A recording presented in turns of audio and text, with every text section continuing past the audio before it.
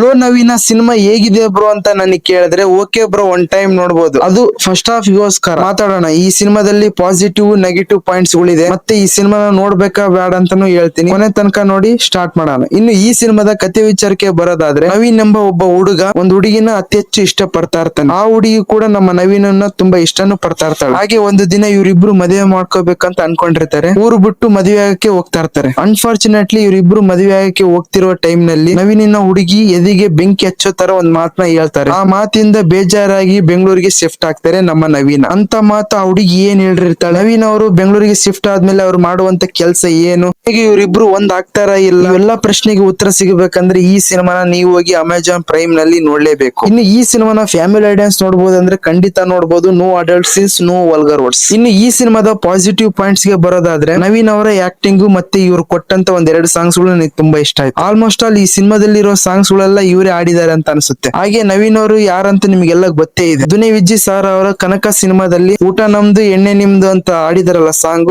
ಅವರೇ ನವೀನ್ ಅವರು. ಈ ಸಿನಿಮಾದಲ್ಲಿ ಇವರು ಹೀರೋ ಮತ್ತೆ ಮ್ಯೂಸಿಕ್ ಡೈರೆಕ್ಟರ್ ಆಗಿ ಕಾಣಿಸ್ಕೊಂಡಿದ್ದಾರೆ. ಪಾಯಿಂಟ್ ಗೆ ಬಂದ್ಬಿಡೋಣ. ಮತ್ತೆ ಫಸ್ಟ್ ಹಾಫ್ ನನಗೆ ಸ್ವಲ್ಪ ಚೆನ್ನಾಗಿ ಅನ್ಸಿತ್ತು. ಬಿಕಾಸ್ ಅಲ್ಲಿ ಬರುವಂತ ಡೈಲಾಗ್ಸ್ ಆಗಿರ್ಬೋದು, ಆ ಹಳ್ಳಿ ವೈಬ್, ಡೈರೆಕ್ಟರ್ ಅವರು ಹೇಳುವಂತ ಸ್ಟೋರಿ ಟೆಲ್ಲಿಂಗ್, ಲವ್ ಸ್ಟೋರಿ ಮತ್ತೆ ಕ್ಲೈಮ್ಯಾಕ್ಸ್, ಇವೆಲ್ಲ ತುಂಬಾ ಅಂದ್ರೆ ತುಂಬಾ ಇಷ್ಟ ಆಯ್ತು ನನಗೆ. ಇನ್ನು ನೆಗೆಟಿವ್ ಪಾಯಿಂಟ್ಸ್ ಗೆ ಬರೋದಾದ್ರೆ, ಸೆಕೆಂಡ್ ಹಾಫ್ ನಲ್ಲಿ ನವೀನ್ ಅವ್ರದ್ದು ಒಂದು ಹಳೆಯ ಲವ್ ಸ್ಟೋರಿ ಇರುತ್ತೆ. ಅದು ಫ್ಲಾಶ್ ಬ್ಯಾಕ್ ಸ್ಟೋರಿ ತೋರಿಸ್ತಾರೆ. ಅದು ಸ್ವಲ್ಪ ಬೋರ್ ಅಂತ ಅನ್ಸಿತ್ತು ನನಗೆ. ಮತ್ತೆ ಅವಶ್ಯಕತೆ ಇತ್ತ ಅಂತಾನು ಅನ್ಸಿತ್ತು. ಇದು ಮುಗಿದ ಮೇಲೆ ಹೀರೋ ಹೀರೋಯಿನ್ ಇವರಿಬ್ರು ಮೀಟ್ ಆಗ್ತಾರೆ. ಅಲ್ಲಿಂದ ಸ್ವಲ್ಪ ಲ್ಯಾಗ್ ಅಂತ ಅನ್ಸುತ್ತೆ ಸಿನಿಮಾ. ಬಿಕಾಸ್ ಸಿನಿಮಾ ಪೂರ್ತಿ ಸ್ಲೋ ಆಗಿ ಹೋಗ್ಬಿಡುತ್ತೆ. ಮತ್ತೆ ಕ್ಲೈಮ್ಯಾಕ್ಸ್ ಬಂದ್ಮೇಲೆ ಒಂದ್ ಒಳ್ಳೆ ಫೀಲ್ ಕೊಡುತ್ತೆ. ಇವ್ ಎರಡೇ ಪಾಯಿಂಟ್ಸ್ ನನಗೆ ನೆಗೆಟಿವ್ ಅಂತ ಅನ್ಸಿದ್ದು. ಇರ್ಲಿ, ಓವರ್ ಆಗಿ ಹೇಳೋದಾದ್ರೆ ಲೋ ನವೀನ ಸಿನಿಮಾ ಒನ್ ಟೈಮ್ ನೋಡಬಹುದು. ಪ್ರೆಸೆಂಟ್ ಈ ಸಿನಿಮಾ ಅಮೆಜಾನ್ ಪ್ರೈಮ್ ವಿಡಿಯೋದಲ್ಲಿ ಅವೈಲೇಬಲ್ ಇದೆ. ಕನ್ನಡದಲ್ಲಿ ಸಹ ಇದೆ, ಹೋಗಿ ನೋಡಿ. ಇದು ಲೋ ನವೀನ ಸಿನಿಮಾದ ರಿವ್ಯೂ ಆಗಿತ್ತು. ನೀವೇನಾದ್ರೂ ಆಲ್ರೆಡಿ ಈ ಸಿನಿಮಾನ ನೋಡಿದ್ರೆ ನಿಮಗೆ ಯಾವ ತರ ಫೀಲ್ ಕೊಡ್ತಾನನ್ನ ಕಮೆಂಟ್ ಬಾಕ್ಸ್ ಅಲ್ಲಿ ಖಂಡಿತ ತಿಳಿಸಿ ಹೇಳಿ. ಹಾಗೆ ಇದೇ ತರ ಸಿನಿಮಾದ ರಿವ್ಯೂಸ್ ಅಪ್ಡೇಟ್ಸ್ ಬೇಕಾದ್ರೆ ನಮ್ಮ ಚಾನಲ್ ಸಬ್ಸ್ಕ್ರೈಬ್ ಮಾಡೋದನ್ನ ಮರಿಬೇಡಿ. ಇಂತಿ ನಿಮ್ಮ ಯಪ್ಪ ರಾಮ.